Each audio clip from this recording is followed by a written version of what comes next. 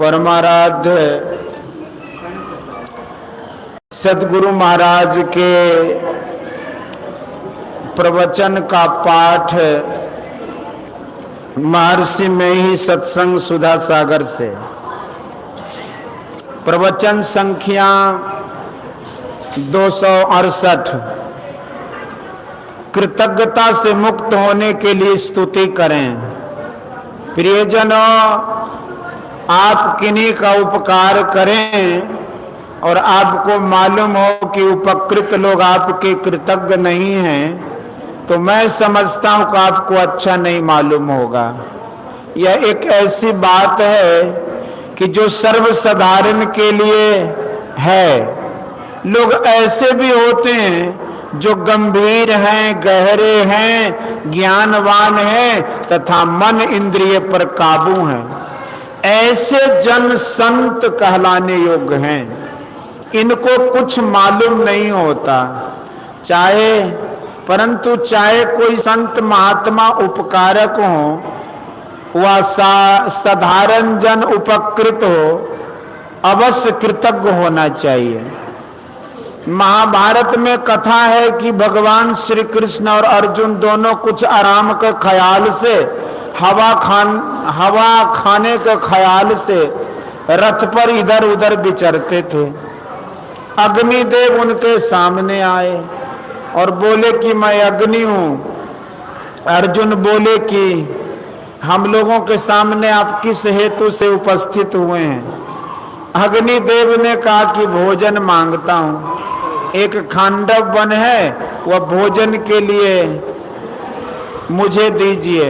अर्जुन ने कहा कि आप तो स्वयं भोजन वहां कर सकते हैं।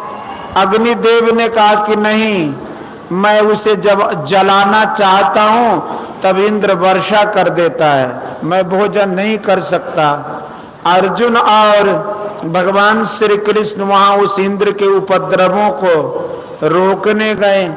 कारण था कि जंगल में मैं नाम का एक दानव था।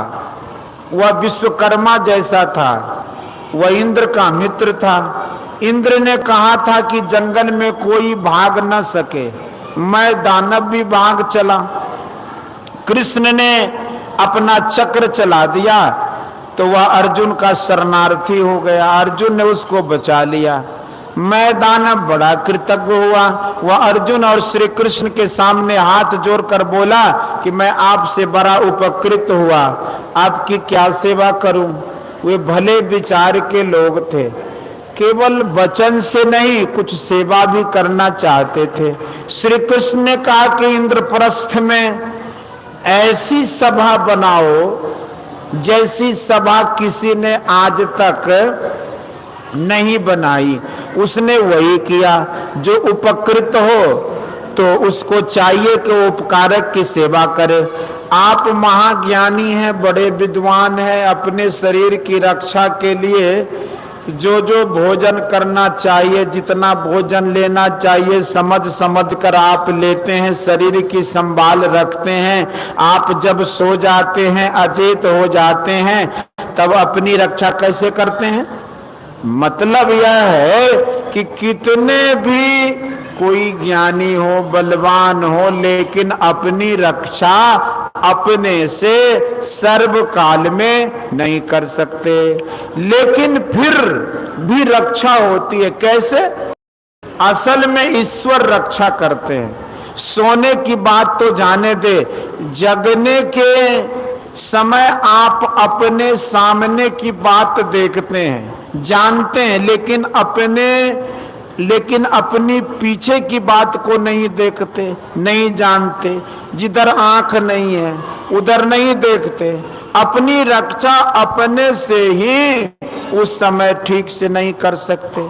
राजा लोग अंगरक्षक रखते थे, आज भी राष्ट्रपति के लिए शरीर रक्षक रहते हैं, परंतु शरीर रक्षक रहते हुए भी कितने का घात हो गया।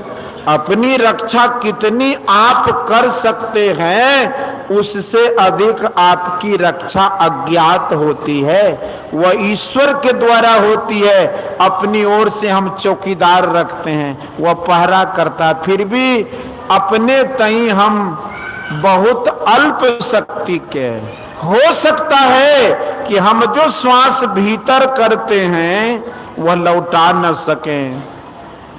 एक दिन शरीर छूटेगा, वह मरने का समय इतना छोटा होता है कि हमको पता नहीं चलता। श्वास भीतर आकर जीवन बढ़ाता है और जो बाहर को जाता है वह जीवन को सुखी करता है। प्रत्येक श्वास में ईश्वर की ओर से उपकार का होना दृढ़ है। मनुष्य को जानना चाहिए कि श्वास श्वास में ईश्वर का उपकार हम पर है। हम ईश्वर से इतने उपकृत हैं जितने और किसी से नहीं। एक काम था कि मैं दानव उसको करके अपनी उपकृतता से मुक्त हुआ, लेकिन ईश्वर को कोई इच्छा नहीं, उनको कोई आवश्यकता नहीं, सब तरह से वे पूर्ण हैं। उनसे जो हम कृतज्ञ हैं उनके लिए हम क्या करें? दो बातें हैं। एक तो यह है कि उनका गुण गाइए अर्थात स्तुति कीजिए। दूसरी बात यह है कि उनको खोजिए और उनका दर्शन कीजिए। अगर यह जानते हो कि ईश्वर सर्वव्यापी हैं, तमाम हरि हैं, तो बड़ी अच्छी बात है। तब उनको खोजे कहां? हैं तमाम, पाते नहीं। जहां पावे, जहां पाने का स्थान है उस स्थान को खोजिए, तब वहां जाकर पावेंगे। प्रत्यक्ष पाने का स्थान जहां हो वहां जाने का प्रयास कीजिए, वहां जाकर दर्शन कीजिए। यही है कृतज्ञता से मुक्त होना।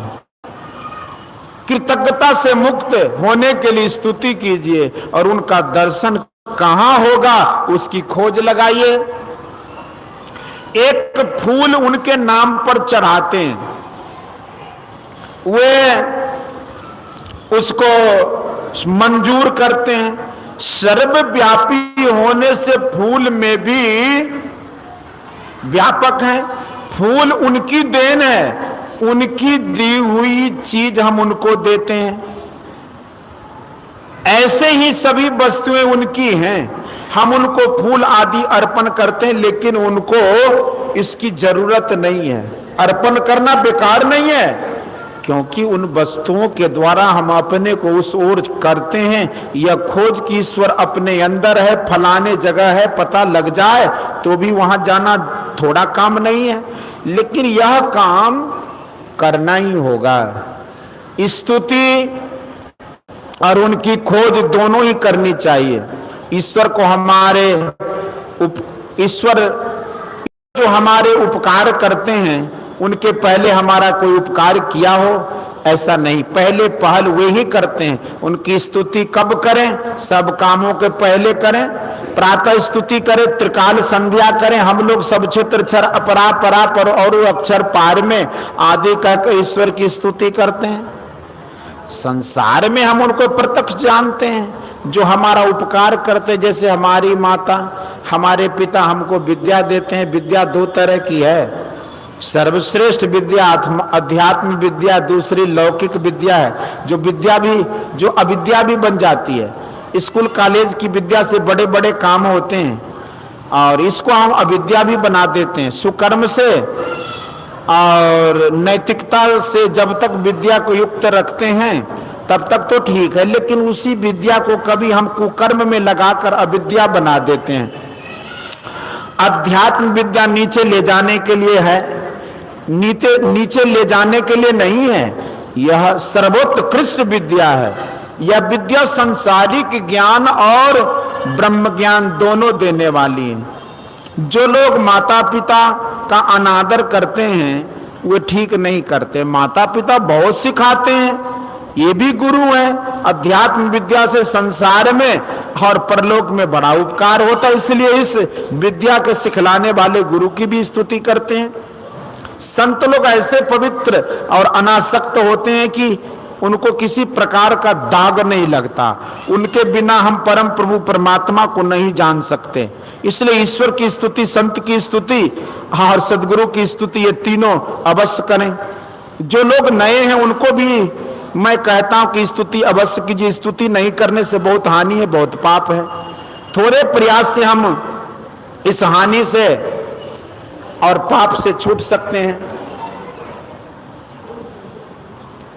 स्तुति के बाद हम लोग धर्म के सिद्धांत का पाठ करते हैं कि ईश्वर क्या है, जीव क्या है, प्रकृति क्या है आदि। जो अपने को धार्मिक व्यक्ति समझे और धर्म के सिद्धांत को नहीं जानो तो किस काम के।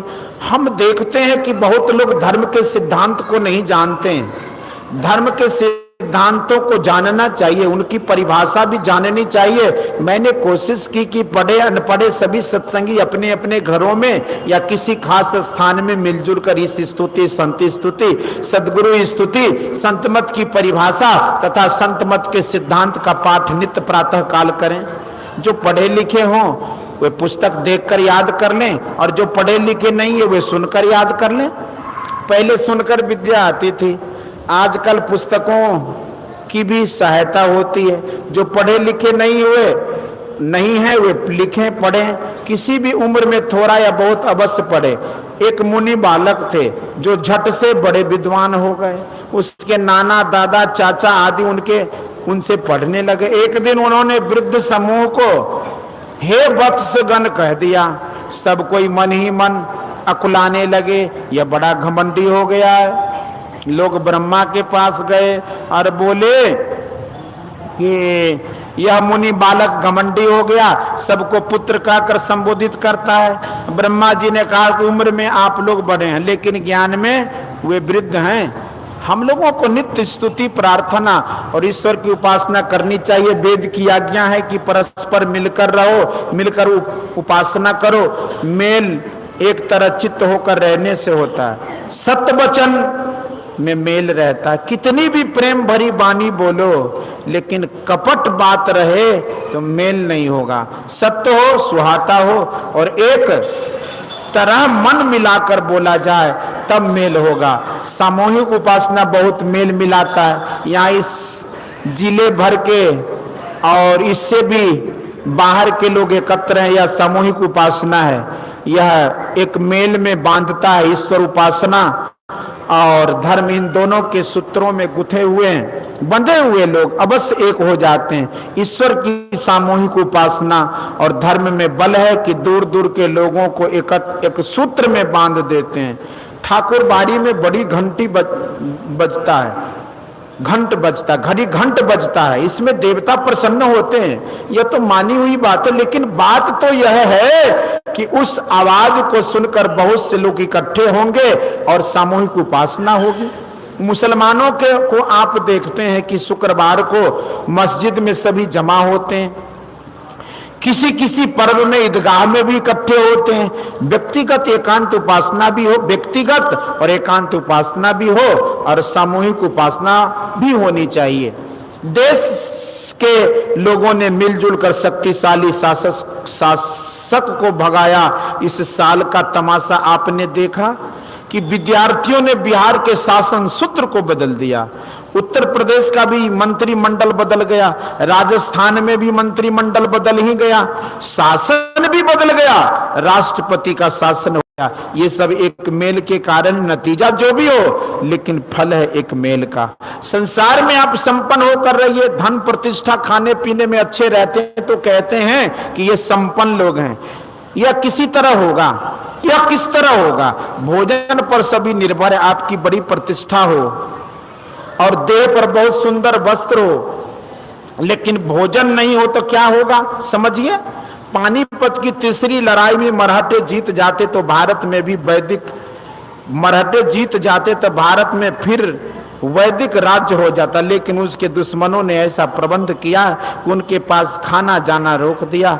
उनके लिए जो भोजन जाए उसको वे लोग लूट लेते थे। हिटलर को आप जानते हैं, उनको भी भोजन के बिना चढ़ाई काम नहीं आई। इसलिए भोजन उपार्जन करो, बिना खेती के भोजन नहीं। खेती के वास्ते जो गोवंश की वृद्धि चाहिए, बिना गोवंश के बैल बछड़े नहीं। दूध और घृत भी नहीं, खेती के लिए बैल गोवंश से पाते हैं, खेत नहीं खेती की। तो उर्वरा बनाने के लिए, खेत को उर्वरा बनाने के लिए खाद गोवंश से होता है। इसलिए वेद में आया है कि गौवध नहीं करो, पालन करो। हमारे यहाँ बहुत गलत बात है, वृद्ध गाय बैल को बेचते हैं। घर में माँ बाप वृद्ध हो जाते हैं तो उनकी सेवा करते हैं, मार नहीं देते। इसी तरह बूढ़े बैल बूढ़ी गाय की सेवा करो। प्राचीन काल में जो बूढ़े पिता बूढ़ी माता की सेवा नहीं करे तो उसको दंड होता था। संसार में जितने लोग हैं उनमें से पुण्य और पाप सबसे होते हैं। जो अच्छे लोग होते हैं वे पुण्य कर्म अधिक करते हैं और पाप कर्म कम करते हैं, और जो पाप कर्म अधिक करते हैं वे अच्छे लोग नहीं कहलाते, उनसे ध्यान न हो सकता। जब तक हृदय शुद्ध न हो, पवित्र हृदय में पाप की कमी होती जाती है, पुण्य का भी फंदा नहीं हो और पाप का भी तो रहे नहीं। यह कैसे होगा? ध्यान से सिमटाव होता है, सिमटाव से ऊर्ध्वगति, और ऊर्ध्वगति में आवरण का छेदन होता है। वह पाप पुण्य से ऊपर उठ जाता है, वह कर्म मंडल से ऊपर उठ जाता है। इसलिए चाहिए कि सब कोई ध्यान करे। गीता उपनिषद आदि ग्रंथ ध्यान करने के लिए बताते हैं। मोक्ष ध्यान के द्वारा होता है, कर्म मंडल ध्यान के द्वारा तपा जाता है। गीता में कहा गया है कि कर्म करने का कौशल जानो, मोक्ष का अधिकारी बनने कहा, फल आशा छोड़कर कर्म करने कहा, कर्तव्य जानकर कर्म करने कहा, और आत्मरत होकर कर्म करने कहा। इसमें भी गलती होती है कि फल आस छोड़कर कर्म करूंगा तो इसमें घमंड हो जाता है। कर्तव्य समझकर काम करने में राजस और तामस वृत्ति में रहते हुए ऐसा होता है कि कभी उसी को कर्तव्य समझता है और कभी उसी को अकर्तव्य। अपने को नियंत्रित रखो तो जो कर्तव्य है वह किया, कर्तव्य छूटेगा। जहां ईश्वर उपासना है वहीं आत्मरत होना होता है। ईश्वर उपासना में सार बात यह है कि अपने अंदर सिमटाव की कोशिश करो, उत्तम रीति से ईश्वर की उपासना करो, अंतर प्रविष्ट करो। अपना निशाना अपने अंदर है, अपने को उस पर लगा कर रखो। यह दृष्टि योग है। आत्मरत होने का यहाँ से आरंभ होता है। आरंभ नहीं तो मध्य कहाँ, और मध्य नहीं तो अंत कहाँ। संत वाणी में भगवान बुद्ध ने कहा कि शरीर नाशवान है, बुढ़ापा सब बल का संहार कर देता है, इसलिए शरीर का घमंड नहीं करो। जीवन में युवावस्था बल की है, इसमें स्वार्थ परमार्थ दोनों की पूंजी बढ़ाओ, नहीं तो बुढ़ापे में कष्ट पाओगे। गोरखनाथ जी महाराज, कबीर साहब आदि सभी संतों ने ईश्वर भक्ति के संबंध में कहा है।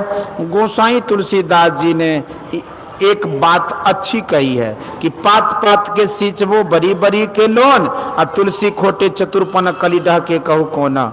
कोई वृक्ष लगाते हैं तो उसके जड़ में पानी देते हैं तो वृक्ष के सभी डाल पत्तों में पानी हो जाता है। इसी तरह बेसन की बड़ी बनाते हैं तो बेसन में ही नमक देते हैं, तो छोटी बड़ी के अनुकूल ठीक ठीक नमक हो जाता है। इसलिए बेसन में नमक दो और वृक्ष की जड़ में पानी दो। बड़ी में नमक देने वाले और वृक्ष के पात पात में पानी देने वाले ठगे जाते हैं। गोया बहुदेव उपासी नहीं बनो, एक निष्ठ हो। बोलिए श्री सद्गुरु महाराज की। यह प्रवचन पुरैनिया जिला अंतर्गत जिला वार्षिक अधिवेशन खापदा डुमरिया में दिनांक 23/4/1967 ईस्वी के सत्संग में हुआ था।